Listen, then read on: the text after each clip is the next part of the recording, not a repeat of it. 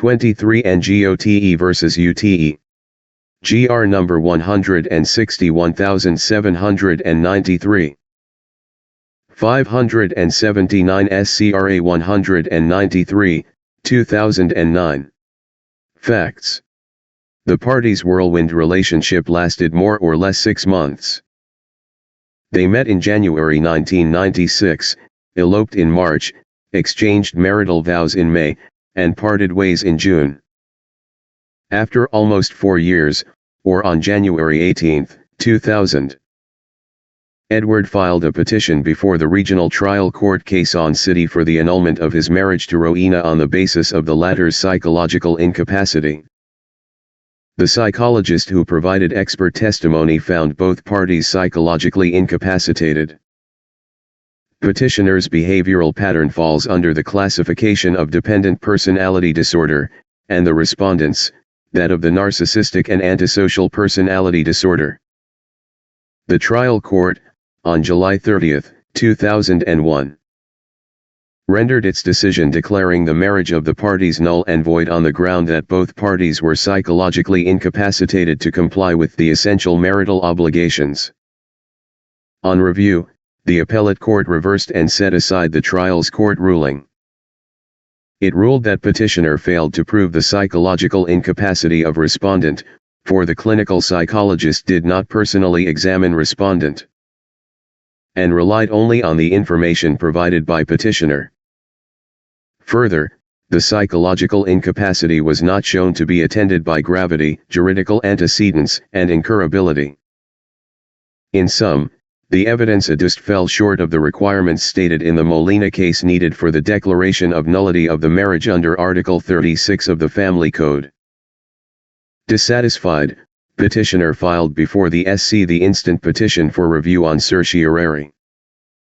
He posited that the trial court declared the marriage void, not only because of respondent's psychological incapacity, but rather due to both parties' psychological incapacity.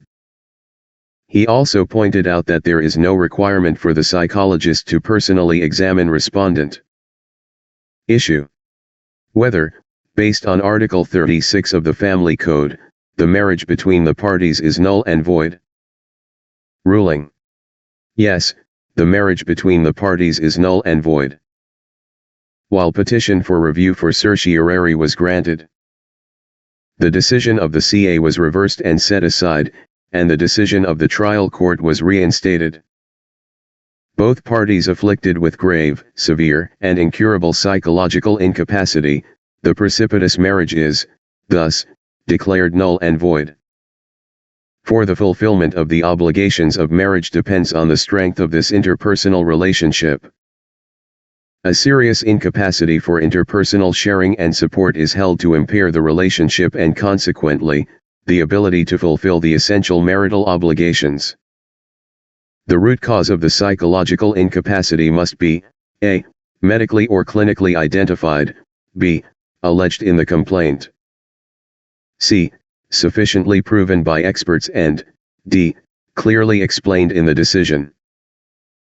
Article 36 of the Family Code requires that the incapacity must be psychological, not physical, although its manifestations and/or symptoms may be physical.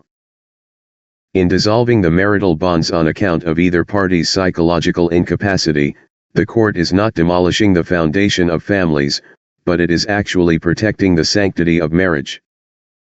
Because it refuses to allow a person afflicted with a psychological disorder, who cannot comply with or assume the essential marital obligations, from remaining that sacred bond. Let it be noted that in Article 36, there is no marriage to speak of in the first place, as the same is void from the very beginning.